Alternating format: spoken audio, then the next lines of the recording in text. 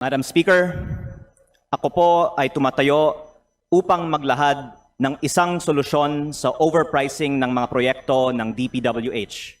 Itigil ang biding-bidingan sa pamamagitan ng pag-rebid ng DPWH ng mga proyekto hindi sapat ang ibinaba ng presyo sa bidding. Mula pa noong Setyembre, nanawagan po ako sa DPWH na i-recompute at pababain ang mga presyo ng kanilang mga proyekto sa budget. Isa ito sa mga rekomendasyon na ibinigay sa akin ni dating DPWH Secretary Babe Singson na noong panahon ng administrasyon ni Pangulong Benigno Aquino ay nagpatupad ng across-the-board 10% cut sa presyo ng mga proyekto ng DPWH. Ang isa pa niyang solusyon ang pag-rebid ng mga proyekto kung saan ang resulta ng bidding ay hindi man lang 10% na mas mababa kaysa sa approved budget for the contract o ABC. Ang dahilan ng overpricing sa mga proyekto ng DPWH ay ang lutuan ng mga bidding. Sa Batangas, ang tawag dito ay bidding-biddingan. Ayon sa lahat ng aking mga nakausap tungkol dito sa unang distrito ng Batangas, halos lahat ng mga proyekto ng DPWH ay bidding-biddingan. Hindi tunay ang mga bidding ng mga proyekto ng DPWH. Naranasan ko ito mismo dahil nung ako po ay bagong halal, kinausap ako ng aking district engineer at ipinakita niya sa akin ang listahan ng mga proyektong for bidding sa aking distrito na may nakasulat na mga pangalan ng mga politikong nagpapondo ng mga proyektong ito at mga kontraktor na kanilang pinili. Ang dokumentong ito ay maaari kong isumite sa Kongreso at maaaring maging bahagi ng isang inquiry ng Committee of Public Works and Highways. Ito ay tugma sa naging testimonya naman ni dating Undersecretary Roberto Bernardo na nagsabing halos 100% ng bidding sa DPWH ay luto at mga nananalong kontraktor ay pinipili kasama ng mga natatalong mga bidder. Maging ang ombudsman ay nagpahayag na sila ay nag-iimbestiga sa practice kung saan ang mga losing bidders ay umano'y binabayaran ng humugit kumulang 3% na bahagi ng DPWH contractors sa mga kontrata na tawag sa Batangas ay mananahod.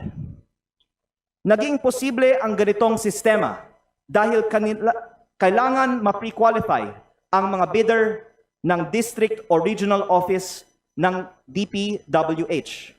At maaaring humanap ang DPWH ng butas sa napakaraming mga dokumento upang i-disqualify ang isang bidder. At kahit manalo pa isang kontraktor, maaari pa rin silang pahirapan sa implementasyon ng proyekto o sa paniningil sa bayad nito.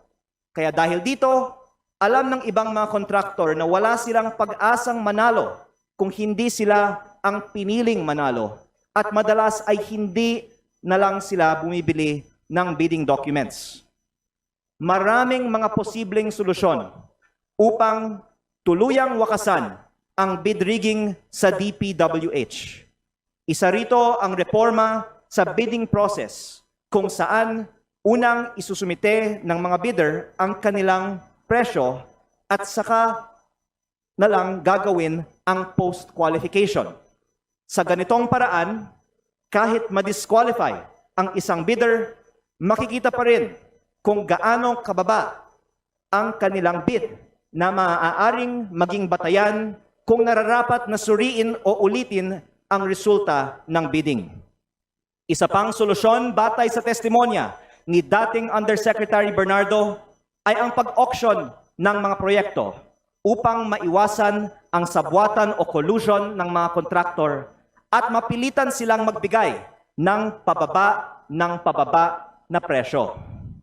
Sa gitna ng lahat ng pagsisikap na pababain ang presyo ng mga proyekto ng DPWH, at kung isaalang-alang na humigit kumulang 600 billion ang halaga ng mga proyekto na ibibid ng DPWH sa 2026, umaasa po ako na sa susunod na pagdinig ng Committee on Public Works ay matalakay natin ang iba't ibang solusyon upang wakasan ang bid rigging sa DPWH. Kasabay rito, umaasa rin ako na gagawin ni DPWH Secretary Vince Dizon ang ginawa noon ni Secretary Babe Singson na ipa-rebid ang mga bidding na hindi sapat ang ibinabang presyo mula sa Approved Budget for Contract o ABC. Sa pribadong sektor, kung ano ang ABC mo, hindi ibig sabihin yan ang gagastusin mo. Kung 600 man ang ABC, kung pakiramdam mo ay hindi ka nakakakuha ng tamang presyo, i-rebid mo ang proyekto. Kung sariling pera mo naman ito, makikipagtawaran ka pa para makakuha ng 30% na mas mababa o 420 sa 600 pesos o kahit 10% na mas mababa pa o 540 sa 600 pesos.